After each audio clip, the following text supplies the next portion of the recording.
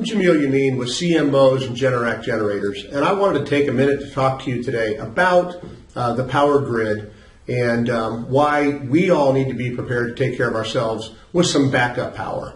I think it's important that you have some redundancy at your home. We're getting ready to head into storm season. You know, everybody puts an extra flashlight and some batteries in the bottom drawer, maybe an extra case of water. It's also important for us to be prepared with extra and standby power. And that's what I want to talk about. You know, it's not just storm season. Yes, we're going to be experiencing the tornadoes and the thunderstorms. It's springtime. Those things are going to happen. But, you know, the Department of Homeland Security tells us that there are thousands of attacks on our infrastructure on a daily basis. Now, they're able to ward some of those off with the firewalls and the equipment that they have to protect us, but there's been lots of other things. There's been physical attacks. In Silicon Valley, there was a sniper attack on the Metcalf substation where there were documented over 100 sniper shots that damaged 17 transformers. Those things happen every day, and we need to be prepared for those. We had one power line go down in the western states affecting California, Arizona, New Mexico, that literally put millions of people out of power for the better part of an entire day. And we just don't have the resources to move on those things fast enough.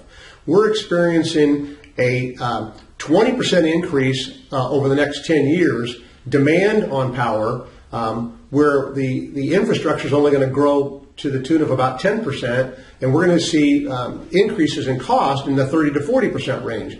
We've got to be prepared to take care of ourselves and not be dependent on the government and the utilities because they just can't do it fast enough. The American Society of Civil Engineers gave our infrastructure in a recent study a D.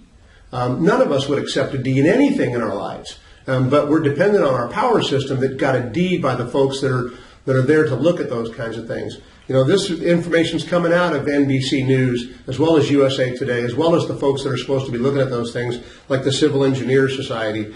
You know, we've just got to be prepared to do some things for ourselves. And that's why I think it's incumbent upon each and every one of us to have some standby power. You know, how long could you go without power at your house? How long do you want to go without power? Who do you know that really can't go without power?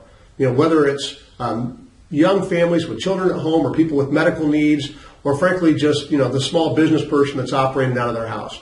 So I would invite you to look at a standby power system. Give us a call here at CMOs. We'll be happy to price that up for you and see what's possible at your home.